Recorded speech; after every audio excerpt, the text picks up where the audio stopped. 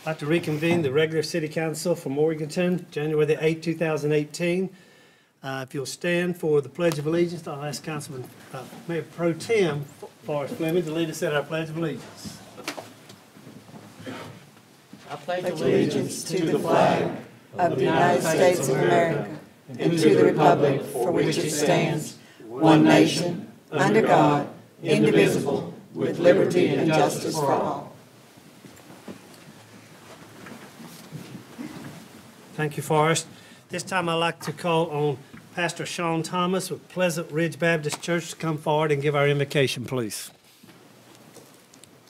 Let's pray. Our Heavenly Father, we come before you tonight, and we should be a very grateful people because you've been so good to us. Lord, as we look back on the blessings of this last year and the opportunities that you have laid before us at the beginning of this year, we're so blessed. We're blessed to live in this country with the blessings and the privileges that you've given to us. Lord, those of us who live here in this county and here in this city, give you thanks for this beautiful place in which we live with the natural resources, with the friends and family and the people here. We're truly blessed.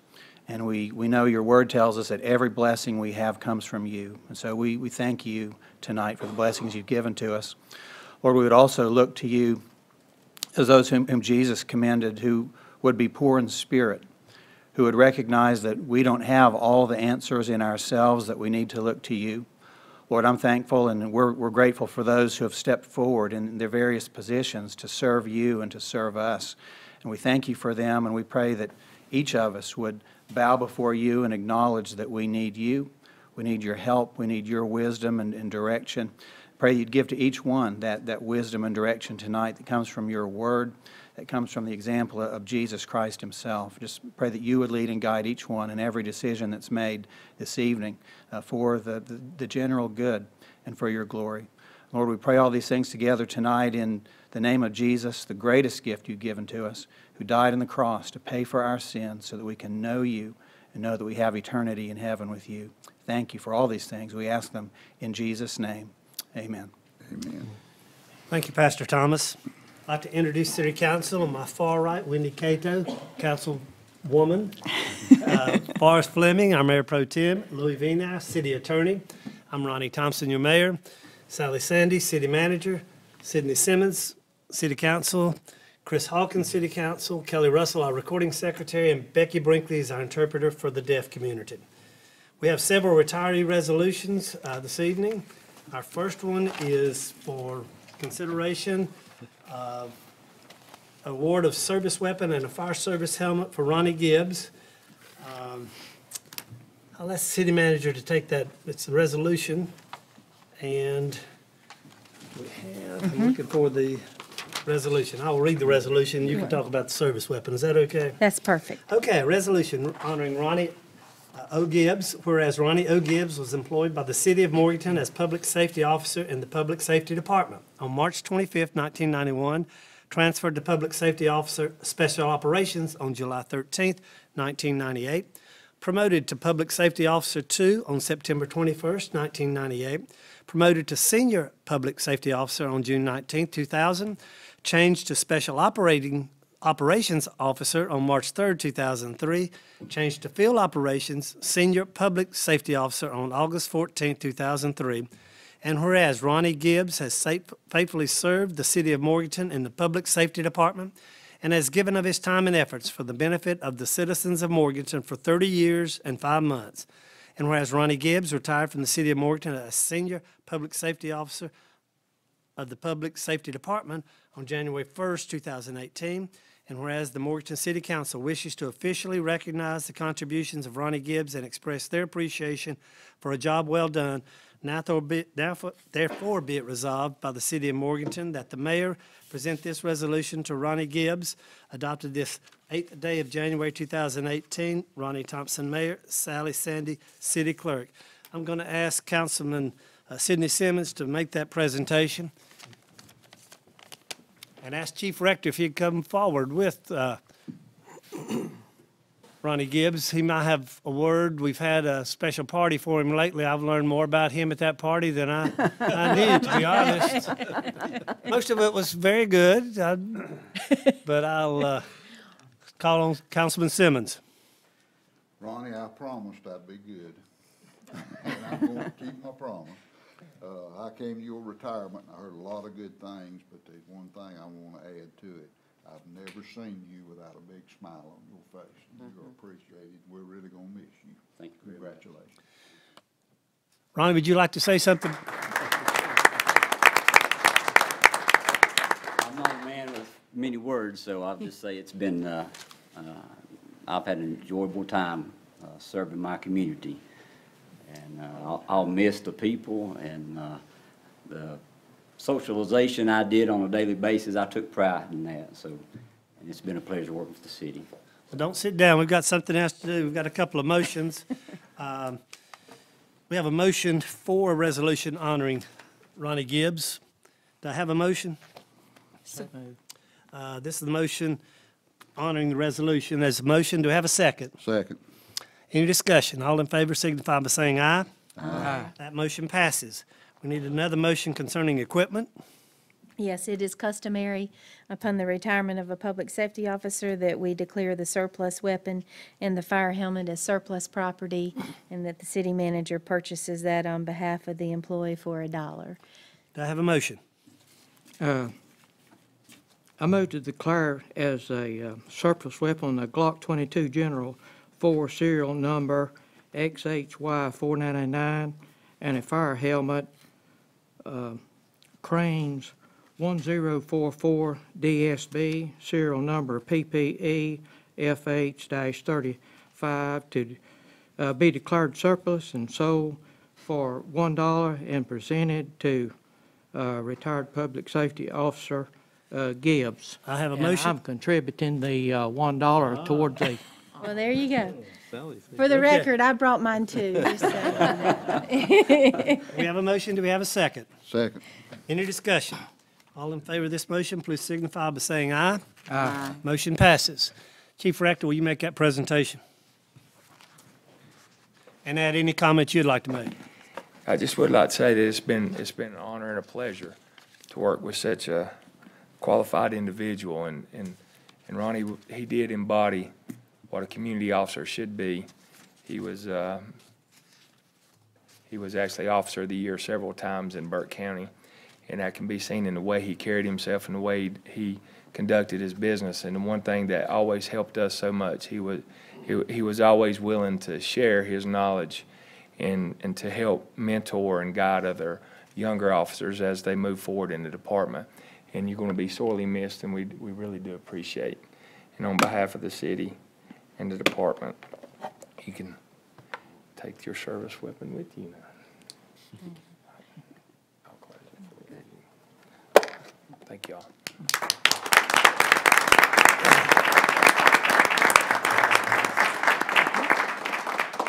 We have another retiree who could not be with us tonight, but I'd like to read that resolution. It's honoring Robert J. Longo. Whereas Robert J. Longo was employed by the city of Morganton as a water plant operator 1 in the water treatment department on January 9th, 1989, promoted to water plant operator 2 in the water treatment department on January 7th, 1999, changed to senior water treatment plant operator in the water resource department on July 1st, 2004. And whereas Robert J. Longo has faithfully served the city of Morganton in the water resources department and has given of his time and efforts for the benefit of the citizens of Morganton for 30 years and 5 months. And whereas Robert J. Longo retired from the city of Morganton as senior water treatment plant operator of Water Resources Department on January 1st, 2018. And whereas the Morganton City Council wishes to officially recognize the contributions of Robert J. Longo and express their appreciation for a job well done, now therefore be it resolved by the city of Morganton that the mayor present this resolution to Robert J. Longo, adopted this 8th day of January 2018. Ronnie Thompson, Mayor Sally Sandy, City Clerk. That will be presented to Robert at a later time. Do I have a motion to accept this resolution? So move. Have a motion to have a second. Second. Any discussion? All those in favor, please signify by saying aye. Aye. Motion passes. We have another retiree who I believe is with us tonight, Charles R. Mooney. Whereas Charles R. Mooney was employed by the City of Morganton as a pipe mechanic in the Water Resources Department on April 20th, 1998, reclassified as Senior Distribution and Collection Systems Operator in the Distribution and Collection Division of Water Resources Department on July 1st, 2004. And whereas Charles R. Mooney has faithfully served the City of Morganton in the Water Resources Department and has given of his time and efforts for the benefit of the citizens of Morganton for 20 years and 5 months. And whereas Charles R. Mooney retired from the City of Morganton as Senior Distribution and Collection Systems Operator of Water Resources Department on January 1st, 2018. And whereas the Morganton City Council wishes to officially recognize the contributions of Charles R. Mooney and express their appreciation for a job well done, now therefore be it resolved by the City of Morganton that the mayor present this resolution to Charles R. Mooney, adopted this 8th day of January 2018. Ronnie Thompson, Mayor, Sally Cindy Clerk. I'm going to ask Mayor Pro Tem Forrest Fleming to make that presentation. I move that we adopt a resolution Okay. honoring Charles R. Mooney. Thank you. To have a second. Second. Any discussion? All those in favor signify by saying aye. Aye. Motion passes. Councilman Fleming, will you make that presentation? Charles, you'll come forward.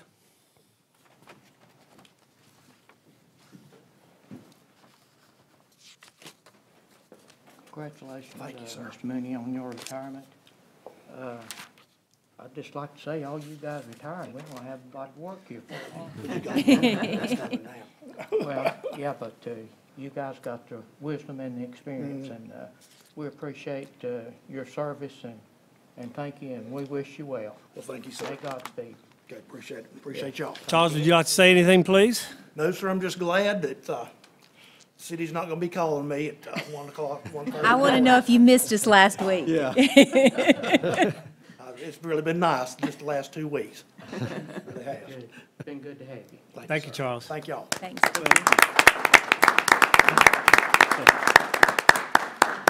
We have several items under public advocacy.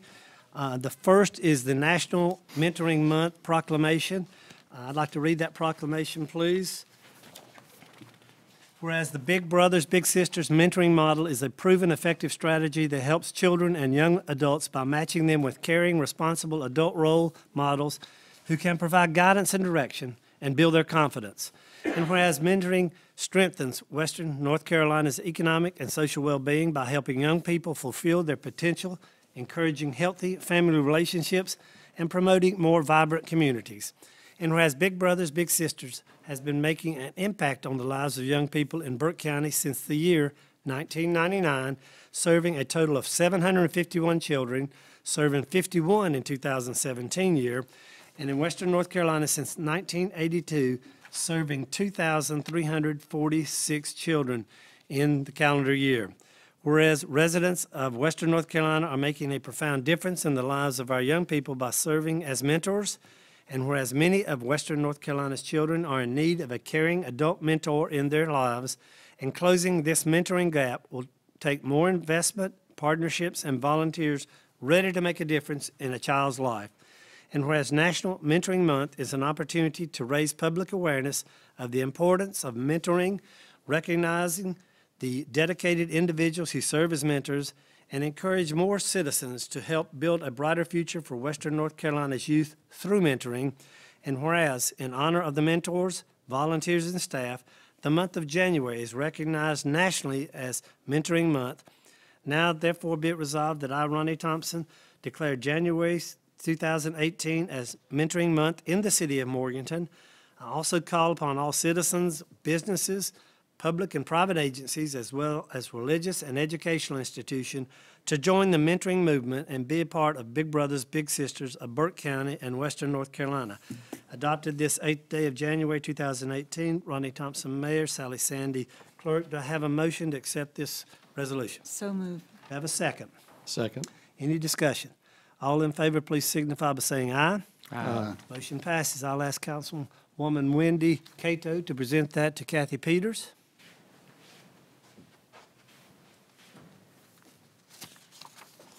Kathy, I know firsthand what Big Brothers Big Sisters does for this community. Thank you for your work and all the volunteers and what they do for this community. Thank you very much. Kathy, would you like to say a comment? I just encourage people to volunteer. You never know what you do or say that's going to make a difference in a child's life. And I've lived in Burke County for 35 years, and moving to this position has really opened my eyes to the needs that we have in this county, and a little bit of time can make a huge difference in a child's life, makes a huge difference in how they perform academically and also in their family life. So please consider volunteering. Thank you, Kathy. Next, we're going to have a Blue Christmas update. I think Joy Belanger, one of our PSO officers, who does a great job with Blue Christmas and has fun doing it, I think. He does. Yeah, if you received any phone calls of officers in the area and it looked like they were having fun, they were. Yeah. I bring to you some good news, some good information this evening. Again, this was our Blue Elves initiative. Back in December, if you noticed, officers in the community trying to spread some cheer. They did a really good job, and I wanted to share a little bit about that with you this evening. Thank you for the time. Back in December, December 2nd, the Blue Elves program reached 182 children with over 652 did you get that? 652 toys that were wrapped and provided to kids in the community. All this took place at Hillcrest School on December 2nd.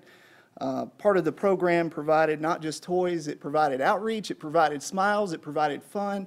And this evening, it's kind of like reality TV. You watch cops and firefighters in reality TV. Well, I'm going to bring you some reality. It might not be what you're used to seeing, but it is Morganton, and it is a reality that's happening right here in our community. So we do have a video. They say pictures are worth 1,000 words. So we will be brief by showing you some photos. Chad, if you'll...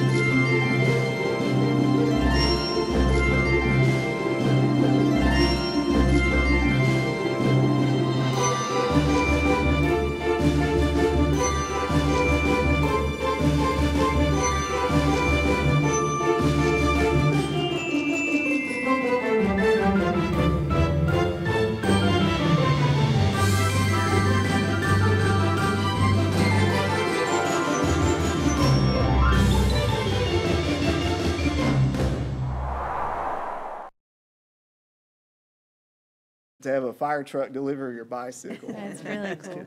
Anyway, they had a great time. Thank you for your support, everyone else that contributed to the Blue Elves program.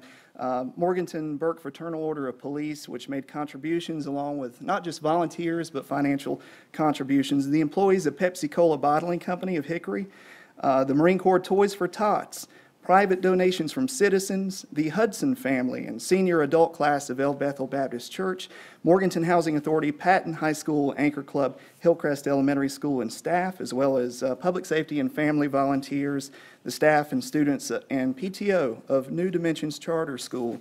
Thank you for allowing us to share some positive stuff with you this evening. Thank you, Joy. Thank you. Next on our advocacy is an update on Compass. Greg Branch, who's our Compass Director, I think has some good news for us and would like to share that with you. Well, good evening. Yeah, I do have some good news. Appreciate you willingness to let me have a part in that. But as I put in front of you, I just put some bullet points for Compass over the past well, some of it's over the past year, but what I want to focus on is the past 12 weeks. I came to you a couple months ago about a promotion that we were going to start offering our customers. We're offering a new speed, the 200 meg internet speed, and as you can see, it's been a pretty successful promotion. We've had 281 subscribers move from 10 meg, 308 subscribers move from 50, and then, of course, 116 to move from 100, and which that was a total of 863 customers that took advantage of this new promotion. And as you can see, the dollars that it adds up there, just in the promotion of the new and the upgrades, adds a revenue of $17,000 extra a month to our internet line item. We had 395 new internet subscribers, which 66 of those were commercial. We focused on commercial a lot too. And then, of course, the yearly update. From this time last year, we've increased those internet revenues by a total of $45,000. So we've been pretty busy, to say the least.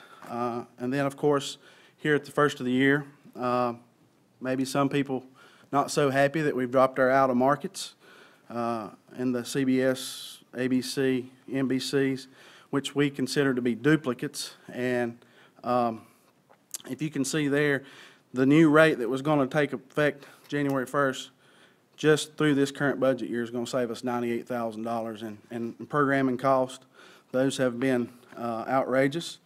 207 in 2018, 230,000 in 2019, and then, of course, it would have been 271,000 by the year 2020. So it's a considerable amount of money that we're paying for those duplicate channels, and we have had some displeasure in that, but we've also had some people have some positive comments about it, because if you'll look down there, we've moved some stuff around into those places. We've moved the program guide to Channel 4. When I first came on board, I was shocked that our lowest tier subscribers didn't have access to a program guide. But we were full. The channel lineup was full. We had nowhere to put it. So this allowed us to move that channel preview guide down to Channel 4 and then move some other programming down as well, which, when we moved that, opened up programming spots for channels that we were, in essence, paying for, but we had no place to put. Because if you look on the channel for Hallmark, they have two other channels that you're, in essence, paying for, but we couldn't put it anywhere in our lineup because they tell us where we have to put those. So now that freed up some spot to put those there, which, in essence, we're not paying any extra money for. We were already paying for them. And then we're adding, the Inspiration Channel, the Smithsonian Channel. And not on this list, and I know that some folks, when we moved the Game Show Network from our Analog Basic to the digital tier because of some other programming requirements. We have now moved that back to channel 64. So trying every way in the world we can to make things work. With the completion of the new DNCS, the Digital Network Control System that was in our capital outlay program, it has also enabled us to do some things such as the last bullet item, additions of TV everywhere. And has been a big request since I've been here. People go and want to watch a ball game on ESPN or ESPN whatever, and it's only offered on their streaming channels. This is going to allow people to see some of that programming on whatever device they choose, or whatever device that is allowed. And I kind of give you a breakdown of some of those things. This is not a finalized list. This is something I took and created a month or so ago. But we're hoping to have this available by the end of the first quarter of this year, hopefully by March or so. And we're going to have it rolled out. And as you can see on this list, some things are live, some things are on demand, some things are both. And then it tells you what devices are available: Apple TV, Chromecast, Roku, all of those devices, your Kindle Fires, your Fire TVs, so on and so forth. And right now, there's an X there for those devices that have an app for it. That's growing daily. And so if we offer the channel and they stream it, then you're going to be able to do that as a Compass customer. And so we feel good about that offering that's coming. And so there's a few other things, that are coming down the pipe, but that's pretty much an update. Excited to announce about the successful promotion, and I'll be glad to answer any questions you might have. Council have any questions for Greg? I'd like to add just a couple of things, just to reiterate. When we budgeted for this promotion this year, we guesstimated that we would pick up 100 new customers, not increasing to a different speed, but brand-new customers, and we got 158 in the promotion period, which is a positive for us. I also would like to remind everyone, as Greg's been talking about our out-of-market channels and our duplicate channels, it's important that people understand we do not get to choose our market. Our market is Charlotte. That is the market that we have been placed in, and we have been placed in that by the Federal Communications Commission. We do not get to choose that. We are not in the Asheville market. We are not in the Greenville-Spartanburg market. And so in order for Compass to carry those channels, first of all, we are required, if we carry any, to carry the ones in our market first. And then if you carry duplicates, you have to pay, as you see, very good money to carry those. So the 3 channels that were in our out-of-market area, starting in 2018, would have cost us $207,000 a year to carry those 3 channels. And that's the math of the situation, and hence the decision why, you would have to raise rates so much in order for folks to have all of that. That was the decision, which was not easy, to drop those channels, because as we well know, once you have a channel on television, it is someone's favorite channel. And so I hope people understand that we did not have a choice as to which market is our market. Thank you, Sally. Greg, thanks so much. Any questions, comments for Greg? Thanks, great job. I'd like to call Brooks Kirby up now for a very special announcement that the people in Morganton need to hear. And while he's coming up, I'm going to ask Sally, I was texted a message just a moment ago. Sally, do the city charge folks in the city limits for the town's Christmas lights? Could you expound on that, please? This is a question we get every year. There is no charge on your City of Morganton electric bill for the Christmas lights. Having those up, part of them, not the decorations, but the snowflakes and some of that throughout the trees, throughout the early winter months, does not cost you extra in your electric bill. Actually, in the Main Street budget, there is a budget line item that we create every year that goes to reimburse the electric department for the charges. They actually meter that, and they bill the general fund for that charge. So on your individual electric bill at home, no. Thank you so much. Brooks, I think you have an announcement for the citizens of Morganton. Yes, as part of our regular maintenance on our substations, every quarter we have one of our electricians go out with the infrared camera to shoot for hot spots. And being the first part of this year, he did that, and we found a problem at Delivery 3 on Sanford Drive right across from Catawba Meadows. It's one of the power lines coming in from Duke Station. It was reading over 300 degrees Fahrenheit, while the other two legs were around 30 degrees Fahrenheit. So we immediately contacted and made arrangements with my crew and with Duke to coordinate a short outage at the most convenient time, both for Duke and for us and our large customers, and hopefully most of our regular customers. It stretches from Amherst Road on Kirksey all the way around the northwest side of town to Hardee's, to the Wamsutta Mill Road, up Independence, up 126 where Sally lives. Then it comes down through the center of town, roughly North King Street, North Sterling, then across the center of town along East Union. We originally scheduled it for midnight to coordinate with Duke, because Duke has to kill the power after we kill our load.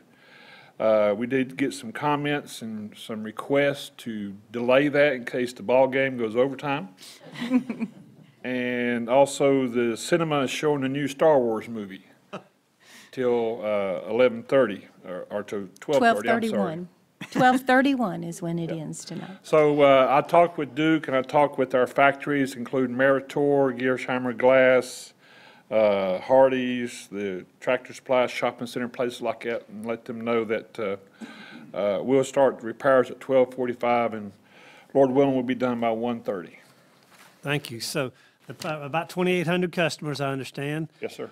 From East Union to the post office and the northwest section of the town. Correct. Will be without power for a short time. Yes. Okay. If the Thank lights you. go down, that's what happened, because we'll lose it here at City Hall too. Okay. Thank you so much. We have some upcoming events at Comma. The Sting Police will be January the 9th at 7:30.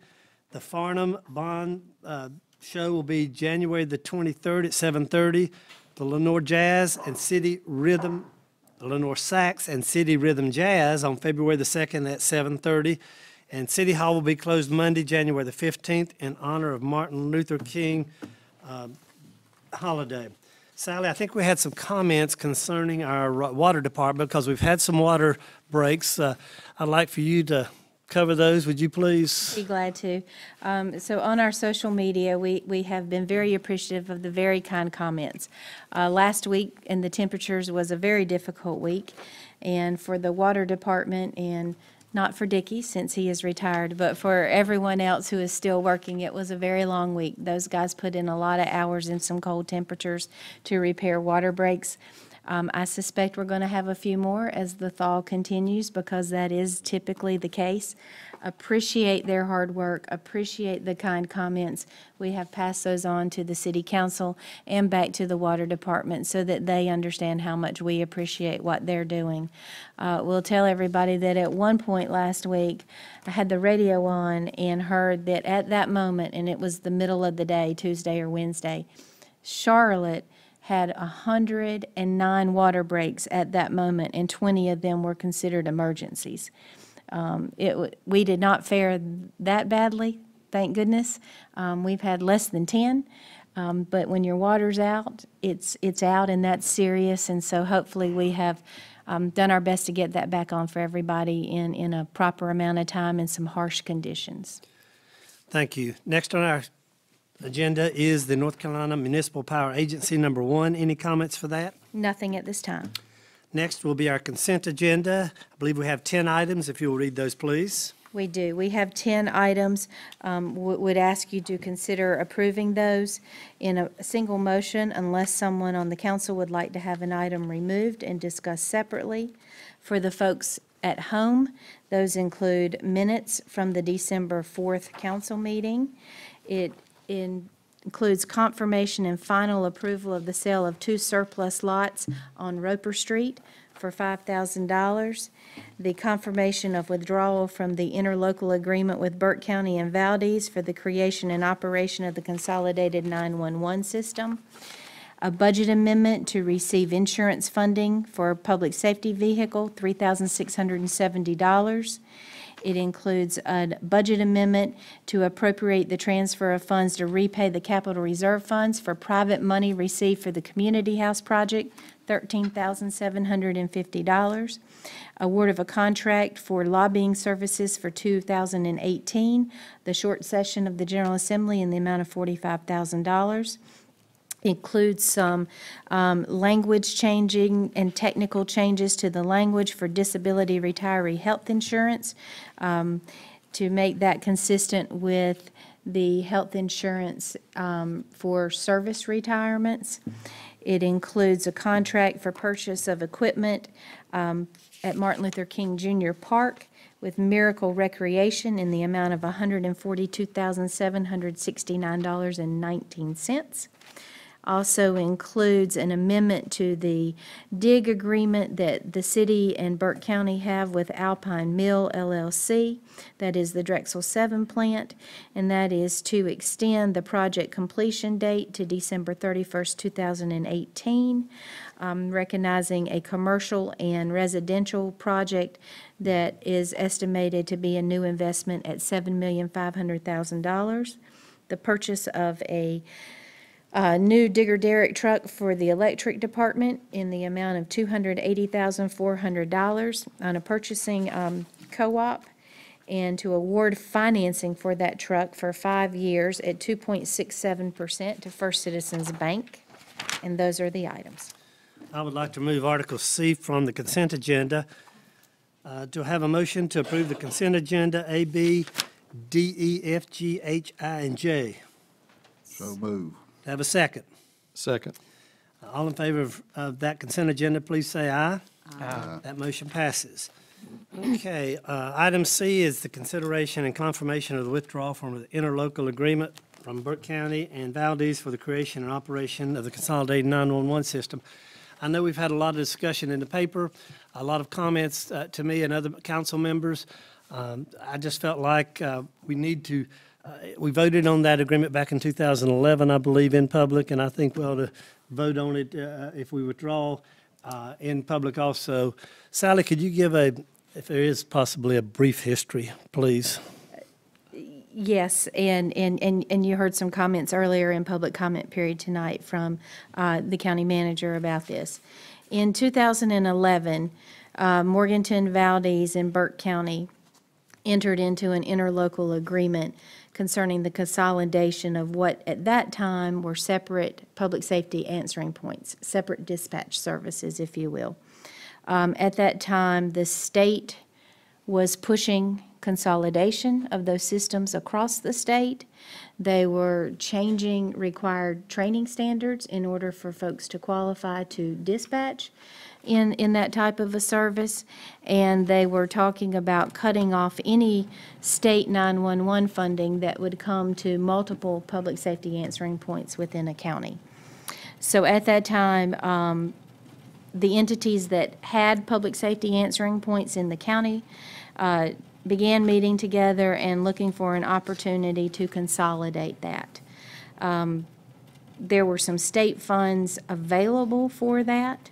Morganton Department of Public Safety was heavily involved and actually did most of the lion's share of work in writing a grant that ultimately resulted in several $1 million coming to Burke County in order to fund the construction of the consolidated 911 center. There was a grant agreement and that addressed receiving those grant funds and all of that. There was a transitional agreement that talked about the employees that were at the town of Valdez and the city of Morganton at the time and how they would be handled in the transition to the Burke County Consolidated 911 system. There's even an agreement that talks about those employees, should they stay with Burke County and retire, and be eligible to receive post-employment benefits, i.e. health insurance in retirement. There's a formula in there by which both Valdez and Morganton would help to pay for those for the time that those employees work for those entities. In the agreement that became the funding agreement and operational agreement for the consolidated center, there are two sections in there. And you see in your summary, Section H identifies that municipal incorporated areas within the county which are not parties to the agreement at that time, but receiving benefits from the new center will also be charged a proportionate share of the cost of operations. At the time the discussions were going on, my recollection serves me, those calculations are based on the same way in which we share sales tax in this county.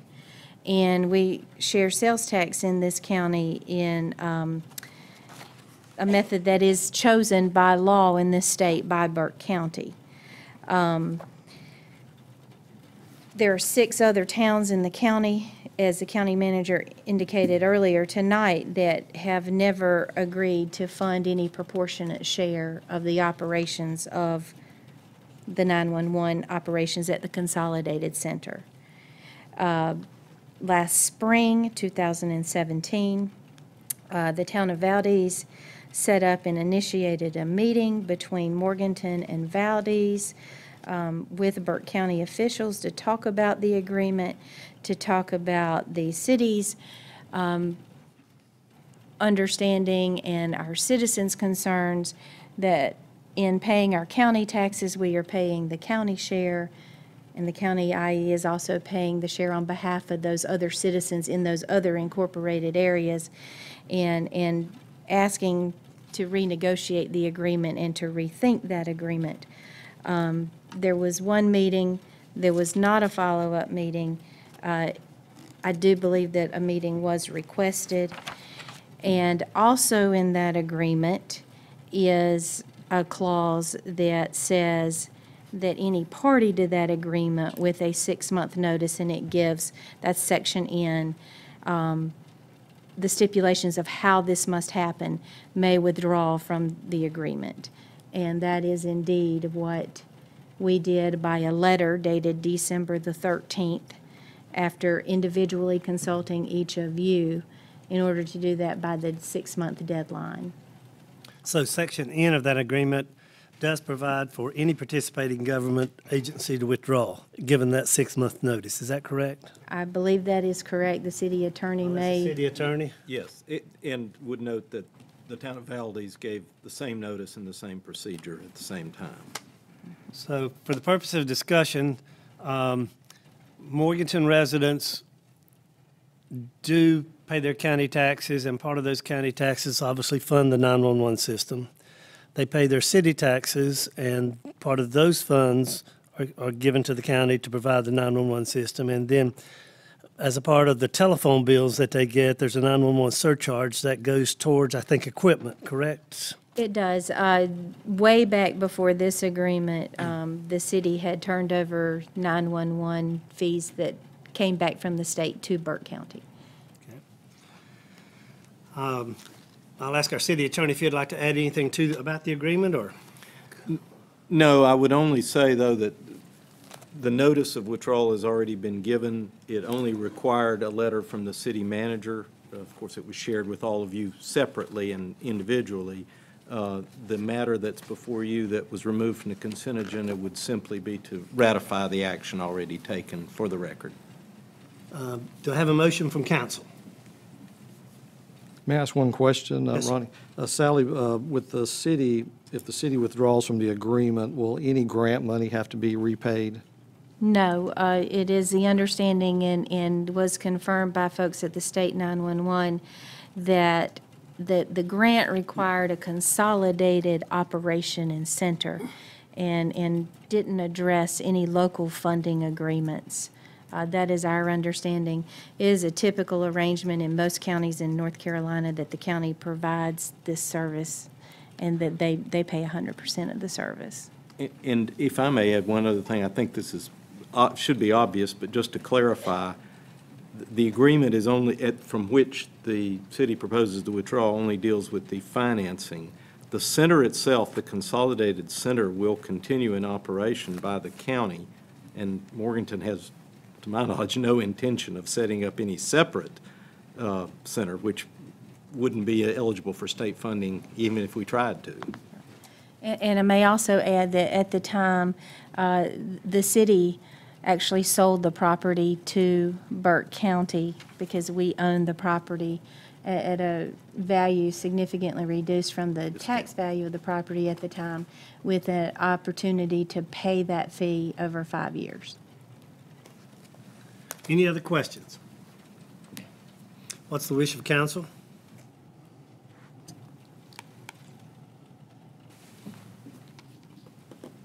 Make a motion to approve and ratify the action taken by the city manager's letter of December 13th, 2017, to notify the county of Burke that the city will withdraw from the interlocal agreement for the consolidation of 911 service effective June 30th, 2018, and confirming the city of Morganton will withdraw from the agreement on that date. That's a motion. To have a second? Second. Motion and a second. Any further discussion? I'd just like to make a comment that although this has been a very difficult process with the county and with the city, that I don't want this to be something that prevents us from working together as a partnership in the future. We all have to make decisions for the whole versus the individuals, and I think that the decision was made prior to my taking office, and I just think it's very important that we continue conversation, open conversation and discussion, and if there is concern about how the agreements are written, sometimes we learn from how we've done in the past, and we'll just make sure that how we write these agreements. But we have so many good and exciting things that we must partnership with in the future. Thank you. Any other members? Forrest? Well, I would say that from what I've noted over the several years that I've been in this position, that the city's been very cordial with the county and helping them to subsidize over the past several years the operation of the 911 center. I too would not like for this to be considered as a stumbling block in the future for the city and the county working together on future things. We have definitely, over the years, worked together multiple times on economic development matters, and quite frankly, I think we have one of those coming up to be considered tonight. It's not a very comfortable, maybe, situation that we choose to withdraw from this agreement, but there comes to be times that we have to do what we feel like is necessary and needs to be done for the residents of the city. And I think that's a big point that we're looking at in this particular situation. Granted, I don't blame the county whatsoever for being opposed to the city withdrawing from this agreement. You know, if I had a service, if the city had a service that we operate, that we could get the county to help us provide the funding to operate it, then that would be wonderful. However, I don't see how the county could reasonably expect the city to continue to help them fund the support of a service that it's their responsibility to provide. And I think we've been gracious over the last several years with the, initially with the land transaction deal, and to provide funding for the center to get it up and running. And now it's come to the point where the city doesn't feel that we can continue to help fund this operation of the 911 center any longer. Thank you, Forrest. Anything else? Call for a vote. The motion is to withdraw. All those in favor, please signify by saying aye. Aye. Motion passes. Next on our agenda is a public hearing for consideration of economic development incentive, a grant agreement for Sunrise Global Marketing, LLC. We are now open for a public hearing. Would anybody like to speak about the consideration for economic development incentive for Sunrise Global Marketing, LLC? I may ask City Manager to tell about Global. Sure. That might help. Be glad to, and also note that Alan Wood from BDI is here tonight. So this is a project that the city, the county, and BDI have been working on jointly. It is a new industry. In the past, we have referred to this as Project Engines. We now know that this is actually Sunrise Global Marketing, LLC. The code name was for confidentiality purposes. We also now know that the company makes Greenworks Tools, which is a brand for lawn and garden use, and that they are looking to acquire a vacant industrial building within the Morganton city limits. We know that the initial investment is about $8 million in new plant and equipment, looking to create 187 new full-time jobs over a 5-year period. This economic development incentive proposes to create an opportunity to give back to the company 65% of their new taxable value for a period of 6 years. The tax valuation, the base figure would be set this January of 2018. The first tax year for the company would be 2019. So the first year of the incentive would be fiscal year 1920. We'll also let you know that in order to qualify for that, at least 94 new full-time jobs must be created by December 31st of 2020. So it could create up to 187 new jobs, correct? Yes. That's what they're projecting. Would anyone like to speak in the public hearing for or against this project?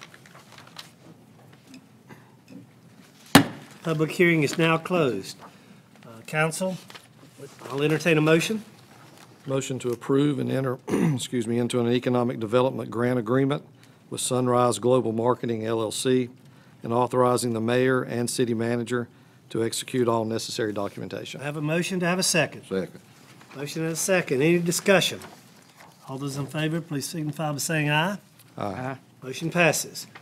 Next, we have a public hearing to consider rezoning a .80 acre tract of property located on the southwest side of West Fleming Drive, which is 605 West Fleming Drive, from office institutional conditional use to high-intensity district, submitted by Richard Hastings. I declare a public hearing open. Louis, would you like to touch on this one, or? I think Philip. Mr. Luckadoo is going to do Philip this. Luckadoo, our planning director, will enlighten us. And I think you have maps inside your agenda. Mr. Mayor and members of council, this is like the mayor stated, is a consideration to rezone a .8 acre tract of property at 605 West Fleming. It was rezoned to office institutional conditional use about 10 years ago, I believe. And I've got some photographs that I'll get to shortly that show what those conditions were. And they basically required that the building be renovated to a certain standard, and so that never happened, and it stayed vacant for the past 10 years. So Mr. Hastings has submitted a request to rezone this property, and this is the property in question. And the future land use, or this is actually the zoning, is conditional use. You see how it's surrounded by LID and SID, and that'll, we'll come back to the SID in just a moment. And this is the utilities map. I want to get to, this is the traffic count map, and you see in this area right here that there are 23,000 cars per day that travel past this property. Let's see. And Philip, that's from 2016, correct? Correct. This is a topographical map, and what I wanted to show in this topographical map, as everybody knows, if you know or don't know about topography or topographical maps, the closer the lines, the steeper the hill. This property, from the property line, from this point right here to this point, which is where the building actually is for over a distance of 40 feet, it drops 20 feet, or a 50% grade. So if you can imagine, most of the roads around here, the steepest road that you will drive on is 8% grade. So you can imagine what a 50% grade is. It's essentially a cliff. And I say that to set up, and here are the photographs or the drawings of what the building looks like and was the regulations, what it has to look like according to the current zoning. Excuse me, so the bottom photo is what's there now, correct? Correct. Can you put it back up, Greg? Or Chad? Yeah. So that's the building on the bottom. Building on the bottom, and the regulations that are in place, the conditions under the office institutional conditional use state that if it's renovated and used, or actually if it's to be used, it has to be renovated to this standard right here. Okay. So when the Planning and Zoning Commission reviewed this at their December 14th meeting, and on a unanimous vote, recommended for city council to approve this request. And they did so because they state that it is in compliance with the Mission 2030 comprehensive plan, although it is not, the designated land use is for residential. The basis for the compliance is that the frontage on West Fleming Drive, which I stated as 23,000 cars per day, and then the topographical separation of 50% between what's at the road on Fleming and then the residential neighborhood behind it. And then the adjacency to the 9-acre state institutional district tract that, as you know, is at the intersection of two streets that are at 23,000 cars per day. So is highly likely that it could develop to another commercial use, and this could be developed in tandem with that or to complement that. The public hearing notice for tonight's meeting was advertised in the News Herald on December 26th and January 2nd. And then first-class letters were mailed to all adjacent property owners on December 29th, and the rezoning notice sign was placed in the subject property.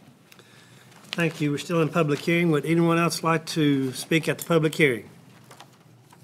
Does the, Somebody, I think, there is someone. Philip, does the owner anticipate developing the property to meet the standards and use it?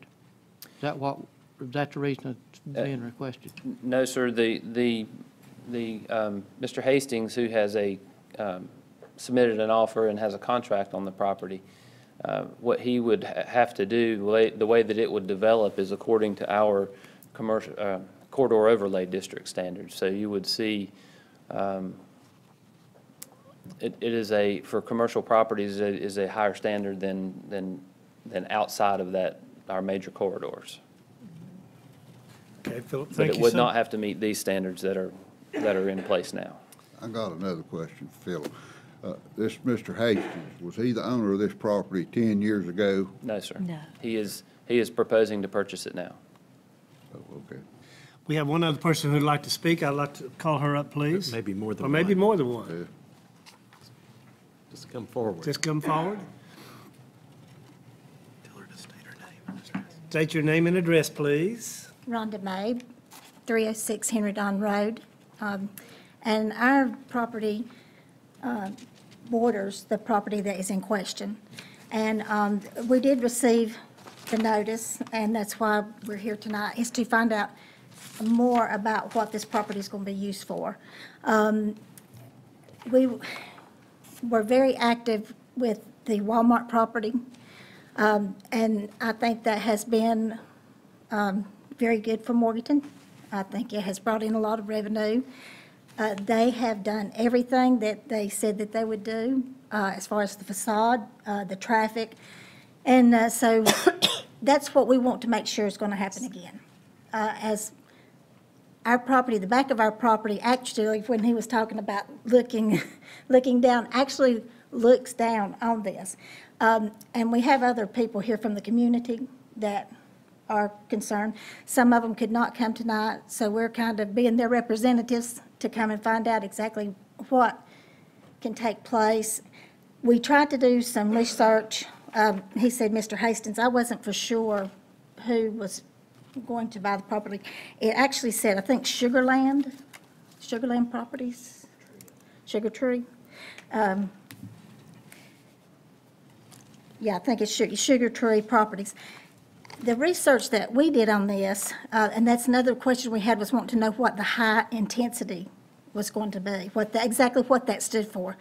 Because from the research we did, it is apartment developments, and things like that. And we kind of wanted to have that clarified, exactly what Sugar Tree Properties were. And also, again, with the high intensity, what does that mean? The research that I did, it sounds like it can open it up to absolutely anything, anything that they want to put there. Now, we did call and was told that it may be a coffee shop. We're not in, the building right now as it sits is an eyesore. We do have problems with that. We have homeless people that's been down there. We've had to have the police come down there several times. And like I said, and as it bordering our property, that's a concern for us. I would love to see this building that you just showed a minute ago. That I would love to see in my back door. So again, they were talking about changing, that it would not have to meet this recommendation. Before it was voted on, we would really like to know exactly what the high intensity stands for, more about Sugar Tree Properties, more about keeping what they actually originally had decided on. Because this was kind of when the Walmart thing was happening. And if I'm not mistaken, I think this is to go along with their facade that they had. But that's my questions. Thank you, Rhonda. Philip, would you address any of those, please? Sugar Tree Properties is the current owner. I don't know much about them other than they've owned it for some time. And Mr. Hastings has worked with them to try to purchase the property. The HID, the list of permitted uses in HID is, if you're familiar with the older zoning ordinance, the general business, it is the more intense commercial district.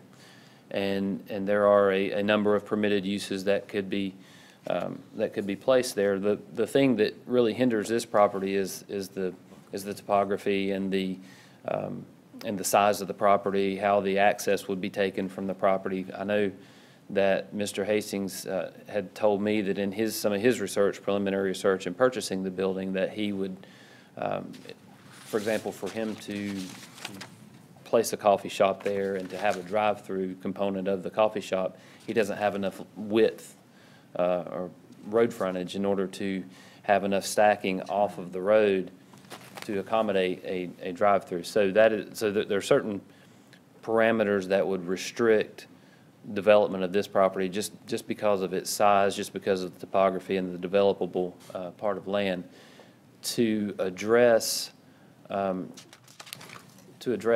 whether or not they would maintain the buffering and whatnot, there are buffering requirements between commercial and residential development that, that if it were to become a situation where they did not maintain it, that our code enforcement would go out and actively enforce maintenance of those buffer strips. Well, under high intensity HID, it's only 0.80 acres. It's not 6 acres we're talking about. How many apartments, depending on their layout and how they design it, you couldn't get many apartments on there plus parking, could you? I wouldn't think so. I wouldn't think so at all, because there's just not, unless you went to an awful lot of expense and built retaining walls and those types of things to get the space, there's just not enough land there to do Well, ask the that. city attorney, you have to make a comment? The comment I would make is, as always with rezoning requests, you have to look at of course, what the Mission 2030 plan is, the long-range plan. What you should not look at, though, is any specific proposed purpose or use for this property. Not that one is, there may have been some talk, but that should never be part of your consideration. Your consideration is whether it is appropriate to rezone to HID, which is a broad district, allows a lot of uses. I would also remind, as Philip has pointed out, this property is entirely within the corridor overlay of the HID, which does affect what can be done on it as well. I think we may have somebody else who would like to speak. Please come forward, identify your name and where you live. Good evening, council.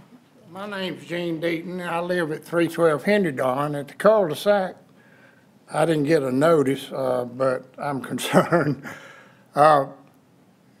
The two things that kind of come to mind is it slid there for 10 years under rezone commercial.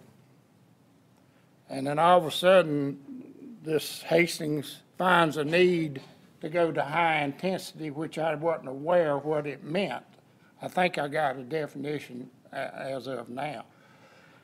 But when you're dealing with 8/10 of an acre and you give a man high intensity, well, that just opens the door for whatever his capabilities are and what he could put in there. But here's my concern and issue.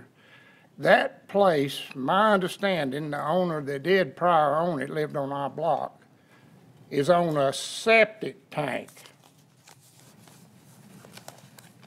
not city sewage.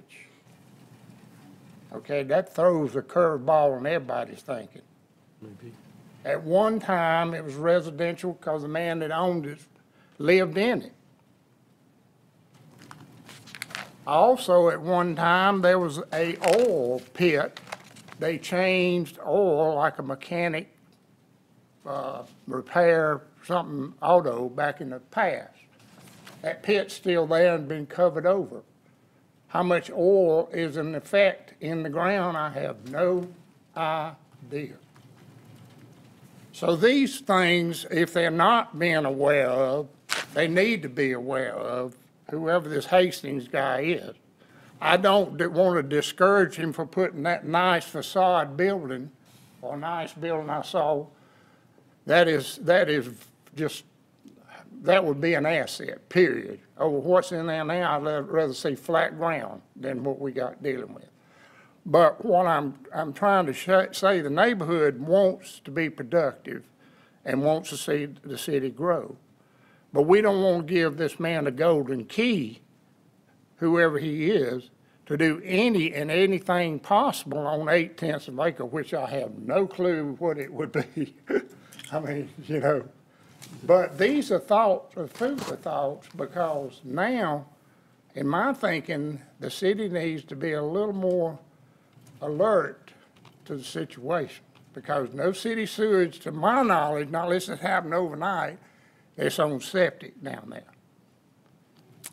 Philip, would you like to try and address that, if you could, please? I don't know anything about the oil pit or oil changing pit, but there is, as a condition of the zoning, the rezoning from, I don't know what it was, to OICU, that one of the conditions was that that an easement be recorded from that property up to Henry Don Road, and that they would have access to city sewer via that easement. So there is an easement in place that if that property were to develop, then the property owner could run a sewage line and tie into the sewer on Henry Don Road.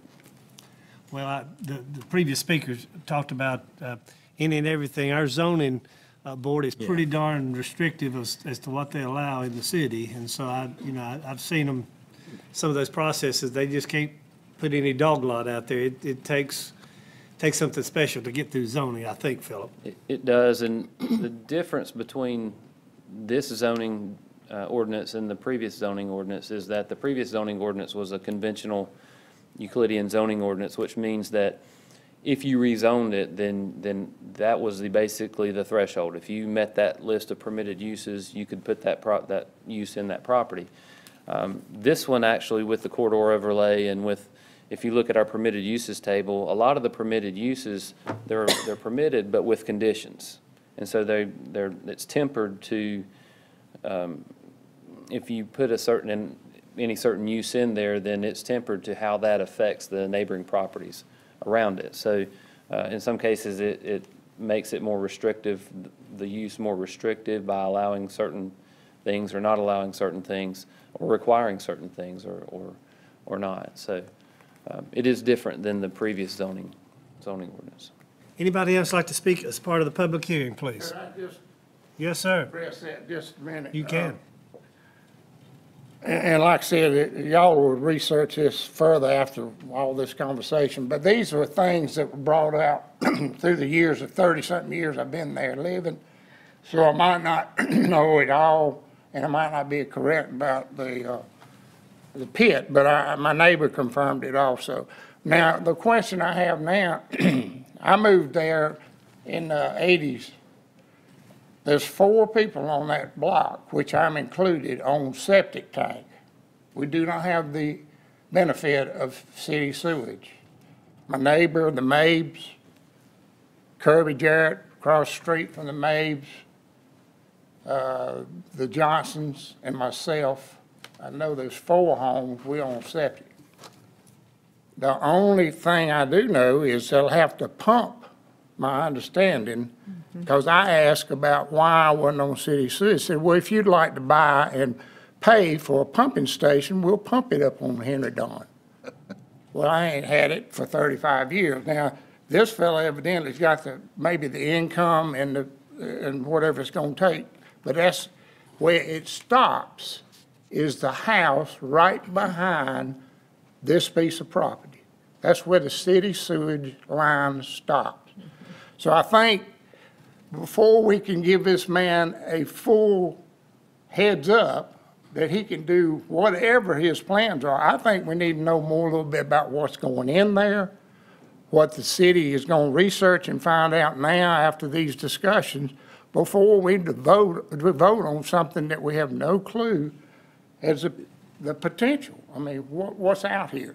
What is he willing to do, you know? Okay, I'd like to call on the city attorney. Just to very quickly say, what is going in there is exactly the thing you cannot consider. Obviously, the building inspector would have to pass on whatever use might be made of the building, and if it turns out he can't provide adequate sewer, or if there is a problem with some contamination, that's the owner's problem, not the city's. And if he is not able, given the shape of the property and the setbacks and everything, who knows? He may not be able to do what he thinks he can do.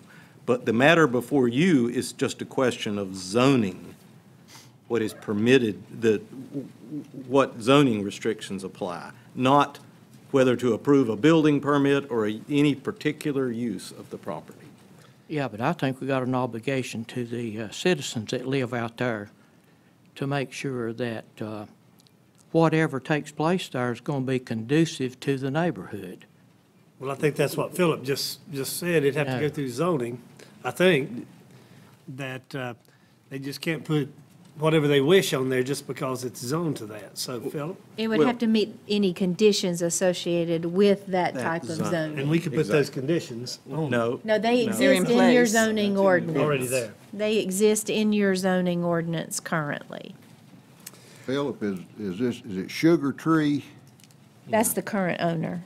Correct. or is anybody representing them, or is Mr. Hastings here tonight? It concerns me that we're talking about their property and nobody's here. If it was me, I'd want to be here and answer some questions for these folks to make them happy. Rhonda, would you like to say something else? Yes, just briefly, that was exactly what I was going to say, is we'd like to know who Mr. Hastings is, exactly what his company is.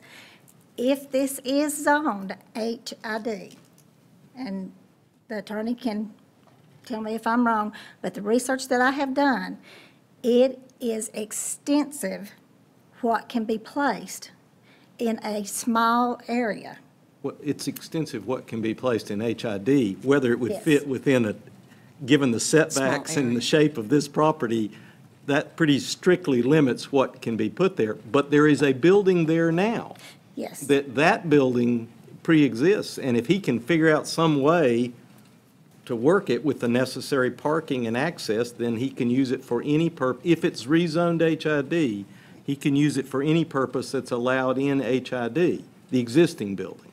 Now, And now, different building would be something totally different. when I got on, and you may correct me if I'm wrong, but there was paragraphs of what could be placed in the HID. I mean, it could be anything, and I know it shouldn't It could be matter, in HID, but obviously, Right, and I'm sure 90% it of these is. things won't fit because that's on high this intensity. block.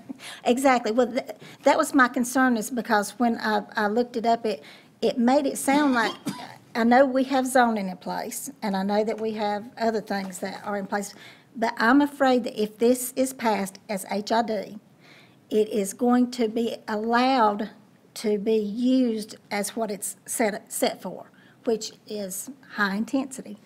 And I want to make sure that that facade of that building, I mean, like you said, right now, we'd rather have nothing than what's there, because it's an eyesore and it's problems.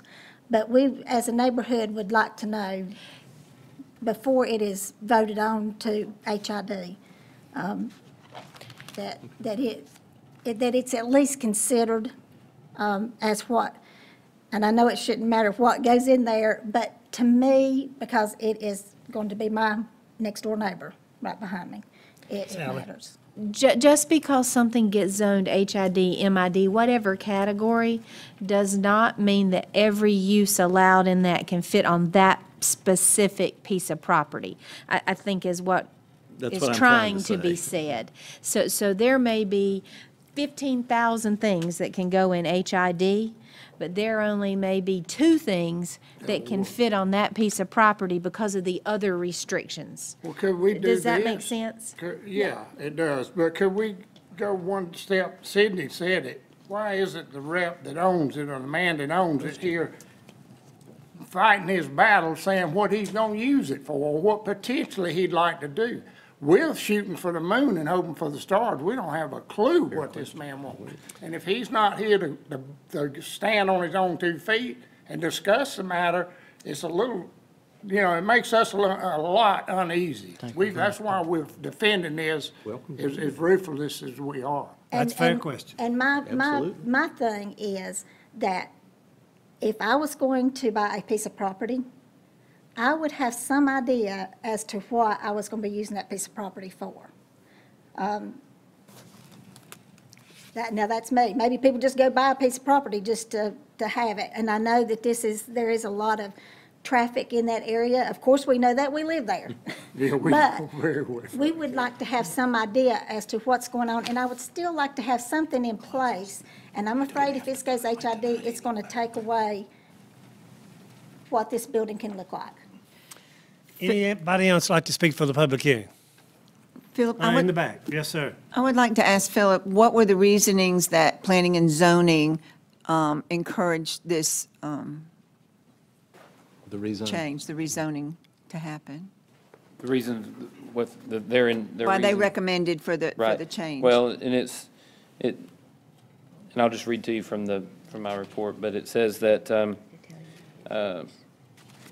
the item was considered by the Planning and Zoning Commission on December 14th, 2017, and upon unanimous vote, recommended for approval by City Council. And then it says, staff has reviewed the objectives of the Mission 2030 Plan, and although the property is designated as future residential, finds that this action is in compliance with the goals and objectives set forth in the plan. This finding is based on the property's frontage on West Fleming Drive, 23,000 average daily traffic, topographical separation from the adjacent residential area, and adjacency to the 9-acre tract with a future land use designation of general commercial. And their recommendation to council is based on that same information that was in that staff report. Thank you, Philip. Somebody else would like to speak? Yes, my name's Robin Mabe. I live at 306 Don Road. And I'd like to know, even if the property's bought just for speculation, can it be set on for 10 years like it has been without the grass being mowed and the weeds being cut and the trees? I mean, it's just about disappeared in the summertime, last couple summers. There's some pretty dangerous gates down there that just swing back and forth. If they ever swing out into the highway, it's always worried me that a car would hit it at night. But it's just, for the past, somebody may just buy it and sit on it 10 years and hope the value of it goes up and resells it. But I hate to see it being ignored and I'll ask city attorney to address if it's an issue of. Well, that would be an issue of code enforcement. And in fact, I think this property's been cited, hasn't it, Phil, before you came here, I believe? I don't recall. But certainly, given its visibility, if any of the neighbors have a problem with that, they should call code office and we can, see if That's it's my not cleaned last, up. I promise I'll hush up. Can we do this, and just appease us and ask the owner, let's postpone this until he comes and represents himself in front of y'all and the public and get a clarification as to maybe what he's trying to do and meet the neighbors that are interested in what's going in that dang thing. That's a legal question.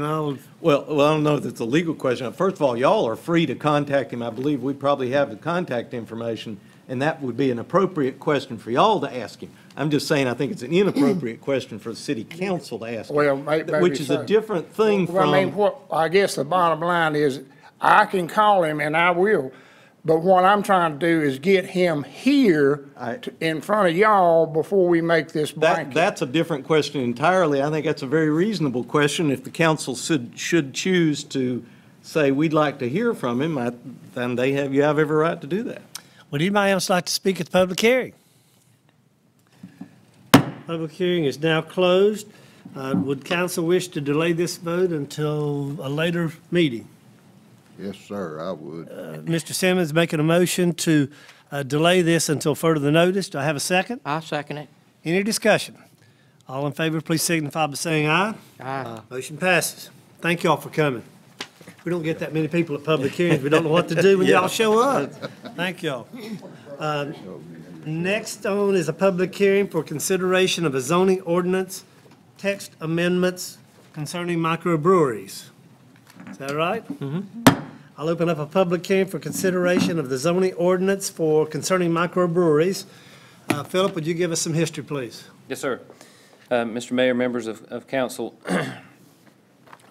there is, as you know, a significant presence of microbreweries within our central business district, and nationwide, there's a lot of interest in that of late, and as even being developed further out in the county and whatnot. The zoning ordinance, though, that we use to allow microbreweries within our city is somewhat vague in its definition. And so staff had proposed an amendment to the text that brought our definition more in line with the state code regarding microbreweries. And so what we did is we proposed an amendment to the definition that said that a microbrewery is defined as a establishment that would produce no more than 775,000 gallons of product a year, or 25,000 barrels at 31 gallons a barrel. The current code gives no such definition. It just says that and it's allowed in the the MID, HID, and the EID and the Central Business District. And so within all those districts, there is no limit on production, except there is an exception in the code that says within the Central Business District that we limit that to 500,000 gallons, and then we also limit the square footage of production space to 10,000 square feet. So what the proposal is to tie that to the state's definition, and that 775,000 gallons or 25,000 barrels is the point at which in the state, if you go beyond that, then you're required to have a third-party distributor come in, and you have to then sell to that distributor, and the distributor sells to the stores or the restaurants or whoever. So we wanted to tie it to the state definition. And so what this does is in the MID and in the HID and the EID, this puts a cap on it at 775,000 gallons. But then the exception, and in order to keep pace with production and whatnot that's going on within our existing breweries, then the exception would be within a central business district, that limit would be 1 million gallons. And then it would be a cap on the production space of 12,000 square feet. Because we don't want to limit any breweries, right? We want to make sure that stuff keeps flowing. So this is, we're actually modifying it to meet the state regulations other than the central business district? With the exception of the central business district. Well, just to be clear, it's not that the state says that a microbrewery has to be limited to a certain size. It's Right. it's just a definition. It's not, it's a convenience definition, really. And then again, the Planning Commission reviewed this at their December 14th meeting, and they recommended unanimously in favor of this request. This will not limit any of our microbreweries currently doing business in Morganton, correct? It does not. The current code does limit them. This code would keep pace with Give their them production. room to grow. Some room to grow. Anybody like to speak on the public hearing? Public hearing is now closed. What is the wishes of council? Move to amend the definition of microbreweries and wineries in section A4 of the Appendix A of the zoning ordinance, and to amend section 3.45 parentheses B of the zoning ordinance concerning special regulations for such uses of the central business district, all as reflected in the proposed text amendments presented to council. Do I have a motion? Do I have a second? Second. Motion and a second. Any further discussion? All in favor, please signify by saying aye. Aye. Motion passes.